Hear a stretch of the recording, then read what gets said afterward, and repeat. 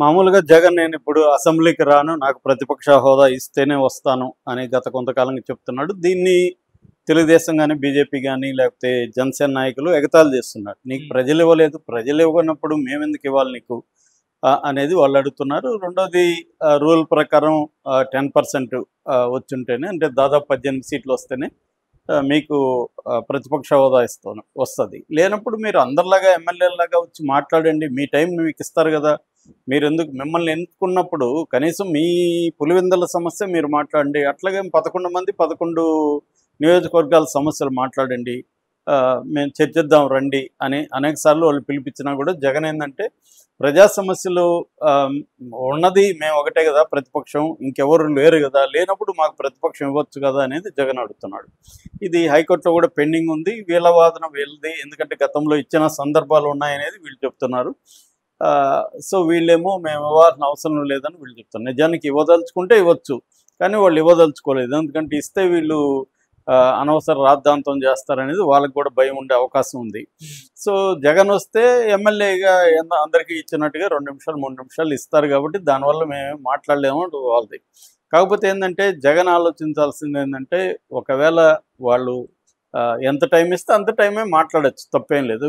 రెండోది అవమానిస్తారనేది భయం. నిజానికి అసలు భయం ఏంటంటే గతంలో జగన్ వైసీపీ వాళ్ళు 23 మంది తెలుగుదేశం ఎమ్మెల్యేలు ఉన్నప్పుడు నలుగురిని ఇట్లా లాక్కున్నారు, 19 మంది ఎమ్మెల్యేలు ఉన్నారు. అప్పుడు దారుణంగా వాళ్ళని అవమానించారు.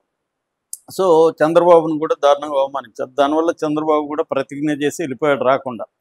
సో ఇప్పుడు కూడా జగన్ కూడా వెళ్ళి ఈ 11 మంది వెళ్ళి 11 మంది వాళ్ళ నియోజకవర్గ సమస్యలు కావచ్చు, రాష్ట్ర సమస్యలు కావచ్చు మాట్లాడి ఒకవేళ అవమానాలు జరిగితే అవమానాల్ని ప్రజల ముందు ఉంచి అప్పుడు చూడు మేము మాట్లాడుతుంటే ప్రజల సమస్యలు మాట్లాడుతుంటే మమ్మల్ని వ్యక్తిగతంగా అవమానిస్తున్నారు, ప్రజల సమస్యల మీద చర్చించట్లేదు అనేది జనంలోకి తీసుకెళ్తే అప్పుడు కనీసం జగన్ మీద ఒక సింపతి కూడా మొదలవుతుంది. చూడు మన సమస్యలనే కదా అక్కడ మాట్లాడినాడు అనేది వస్తుంది. అది రాకుండా ఎంతసేపు ప్రతిపక్షం ఇస్తే నేను వస్తా లేకపోతే రాను అన్నది జనాలకు కూడా రుచించట్లేదు. ఎందుకంటే మీ 11 మంది కన్నా గెలిచారంటే అర్థం ఏంటి, వీళ్ళ సమస్యల్ని చర్చించాలి. అట్లాగే వీళ్ళది ఇంకొక లాజిక్ అంటే మాకు 40% ఓట్లు వచ్చాయి, కానీ ఇప్పుడున్న ఇండియన్ డెమోక్రసీలో నీకు ఎన్ని ఓట్లు వచ్చాయి అనేది సమస్య కాదు, ఎన్ని సీట్లు వచ్చాయి అనేది ప్రధానం. నీకు మెజారిటీ వచ్చిందా, మైనారిటీ వచ్చిందా, 100 ఓట్లతో నువ్వు గెలిచావా, ఇవన్నీ అనవసరం. నువ్వు గెలిచావా లేదనేది ఇక్కడ ఇంపార్టెంట్. సో అలాంటప్పుడు వీళ్ళకి ఎన్ని ఓట్లు వచ్చాయనేది సెకండరీ, ప్రైమరీ వచ్చి నువ్వు ఎన్ని సీట్లు అనేది. కాబట్టి జగన్ ఖచ్చితంగా పోవాలి. అయితే నిన్న మనసు మార్చుకున్నట్టుగా కనబడుతుంది జగన్. అదేంటంటే నిన్న ఆయన ఇటు శాసన మండలి అండ్ శాసనసభ ఎమ్మెల్యే ఎమ్మెల్సీ సభ్యులతో ఆయన కూర్చున్నాడు. అక్కడైతే ఎమ్మెల్సీకి అయితే వాళ్ళకి సరైన ఇది ఉన్నారు కాబట్టి, ప్రతిపక్ష హోదా ఉంది కాబట్టి అక్కడికి వెళ్తున్నారు. అక్కడ సమస్యల మీద నిన్న కూడా యూరియా వీటి మీద షార్టేజెస్ మీద మాట్లాడారు.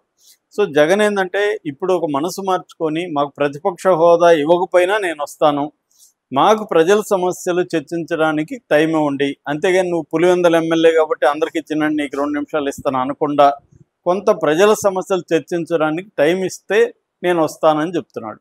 ఇప్పుడు దీనికి ధీటుగా స్పీకరు లేకపోతే డిప్యూటీ స్పీకర్ కానీ తెలుగుదేశం కానీ స్పందిస్తుందా, మేము టైం ఇస్తాం రమ్మని చెప్తుందా అనేది చూడాలి.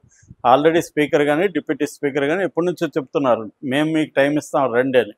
సో ఇప్పుడు వాళ్ళు పిలిచే అవకాశం ఉంది. పిలిచినప్పుడు ఇప్పుడు ఏంటంటే వాళ్ళ కోర్టులో బాలేయాలని జగన్ ట్రై చేస్తున్నాడు. జగన్ ఏమంటున్నాడు, మీరు ఇస్తే నేను వస్తాను అంటున్నాడు. వాళ్ళు మేము ఇస్తాం రమ్మని ఖచ్చితంగా అంటారు కదా రేపొద్దున. లేకపోతే వాళ్ళు చూడు నేను అడిగితే కూడా ప్రజల సమస్యల మీద టైం ఏమన్నా అన్నారు, అందుకే నేను వెళ్ళలేదని మళ్ళీ జగన్ చెప్పుకోవడానికి అవకాశం ఉంటుంది. కాబట్టి ఖచ్చితంగా వీళ్ళు ఇచ్చే అవకాశం ఉంది. ఇచ్చినప్పుడు మరి అవమానిస్తారంటే ఖచ్చితంగా అవమానిస్తారు. వాళ్ళు వెయిట్ చేస్తున్నారు. ఇప్పుడు ఈయన్ని రోజు బండబూతులు తిట్టిన అయ్యన్న పాత్రుడు స్పీకరు, అంతకంటే ఎవ్రీ డే కనీసం 3-4 గంటలు బండబూతులు తిట్టిన రఘురామకృష్ణరాజు డిప్యూటీ స్పీకరు, వాళ్ళిద్దరు ఎందుకు గమ్మునుంటారు?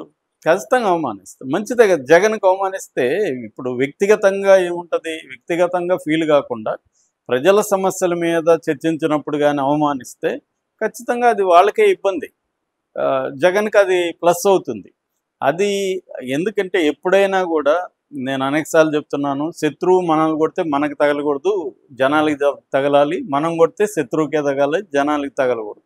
అలాగే ఇప్పుడు రేపు కూటమి వాళ్ళు అవమానం అనేది ప్రజలకు తగిలే విధంగా దాన్ని చేసుకోవచ్చు. చూడు, నేను ప్రజల సమస్యలు చర్చిస్తూ ఉంటే వాళ్ళు అది చర్చించకుండా మమ్మల్ని వ్యక్తిగతంగా అవమానిస్తున్నారు అన్న నెరేటివ్ని తీసుకెళ్ళడానికి వీళ్ళ దగ్గర ఒక ఆయుధం దొరుకుతుంది. అప్పుడు పోయి బయట, అందుకనే నేను ఎట్లాగో మా సమస్య మాకు టైం ఇవ్వట్లేదు, మా ప్రజల సమస్యలను చర్చించడానికి వాళ్ళు ఒప్పుకోవట్లేదు, పైగా అవమానిస్తున్నారు చూడండి అని కానీ నిరసన తెలిపి బయటకు వస్తే